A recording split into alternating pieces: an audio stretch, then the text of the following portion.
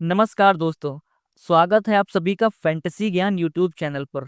आज हम quick update cover करेंगे नए A23 के पिटीशन के बारे में। सेंट्रल गवर्नमेंट पर सवाल उठाए गए हैं इस नए ऑनलाइन गेमिंग बिल को लेकर, जो कि अभी लॉ बन चुका है।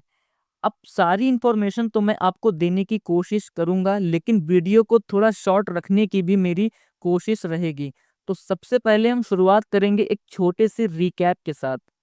22 अगस्त को इंडिया के प्रेसिडेंट का असेंट मिलने के बाद ये बिल जो लॉ बन चुका था, उस वजह से काफ़ी सेक्टर्स और काफ़ी इंडस्ट्रीज को नुकसान देखने को मिला।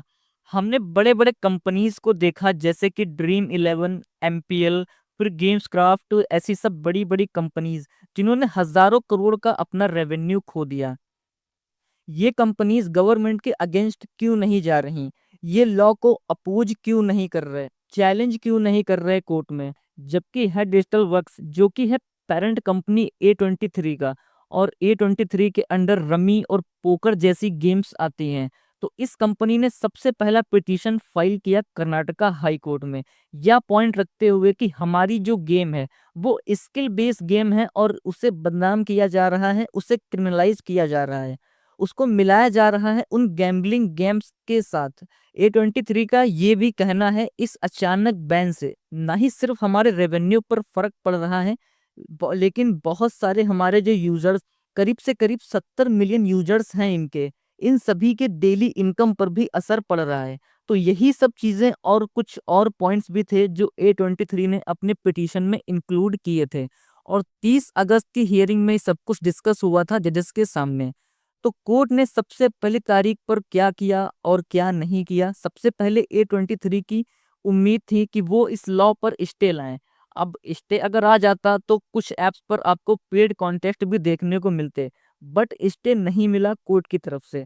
और कोर्ट ने यूनियन गवर्नमेंट यानी कि सेंट्रल गवर्नमेंट को आदेश दिया है कि 8 सितंबर से पहले आपको इस पिटीशन जो भी चीजें पॉइंट आउट की गई हैं, जो भी सवाल हैं, उन सब के आपको जवाब देने पड़ेंगे 8 सितंबर से पहले। अब देखो, इस लॉ को लेकर काफी सारे बड़े बड़े एंटरप्रेन्योर से लेकर हम जैसे कंटेंट क्रिएटर और बहुत सारे एक्सपर्ट्स ने बहुत सारी बातें कही हैं।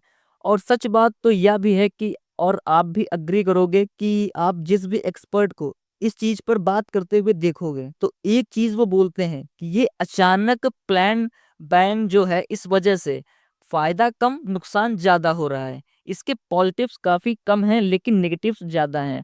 और सिर्फ एंटरप्रेन्योर या कंटेंट क्रिएटर ही नहीं, कुछ कुछ गवर्नमेंट ऑफिशियल्स जैसे कि तमिलनाडु के IT मिनिस्टर, उनका कहना था यह लॉ जो है एक कलरेबल लेजिस्लेशन और फेडरल ओवर रीच है। ये दोनों शब्दों का मतलब मैं आपको बता देता हूँ। कलरेबल लेजिस्लेशन मतलब एक ऐसा लॉ जो कॉन्स्टिट्यूशनली अगर देखा जाए तो ठीक है, लॉ के हिसाब से देखा जाए तो वो सही है, लेकिन अंदर ही अंदर वो इस तरीके से बनाया गया है ताकि वो एक चीज को टारगेट करे, मतलब एक धमकी या फिर एक ऑर्डर जो है उसको लॉ का कवर दिया गया है। तो वो बाहर से आपको सही दिखेगा और लीगली भी एकदम परफेक्ट लगेगा, लेकिन अंदर ही अंदर उसमें कुछ ऐसी चीजें हैं जिससे एक ऑर्गेनाइजेशन या फिर एक पार्टी का शायद फायदा हो रहा है या फिर किसी का नुकसान हो रहा है। तो वो हो गया आपका कलरेबल लेजिस्लेशन। और फेडरल ओवररीच मतलब ये जो लॉ है, ठीक है, ये यूनियन गवर्नमेंट ने पास किया है, बट देखा जाए गैम्बलिंग के टैक्सेस, फैंटेसी के थोड़े बहुत कुछ जो सेक्टर्स हैं जिसमें जो टैक्स उनकी तरफ से पे किया जाता है वो स्टेट गवर्नमेंट की तरफ जाता है। और उनके ऊपर क्या कंट्रोल होगा, क्या रेगुलेशंस होंगे, ये सब स्टेट का काम रहता है। यहाँ पर सेंट्रल गवर्नमेंट को इन्वॉल्व होने की जरूरत नहीं है, ऐसा एक्सपर्ट्स ने भी कहा है। सिर्फ मैं नहीं कह रहा हूँ, और आपने भी देखा होगा भाई कि इंडिया के सारे स्टेट्स में फैंटेसी नहीं चलता है। साउथ के कुछ स्टेट्स जहाँ पर फैंटेसी जब चल रहा था तब भी अलाउड नहीं था।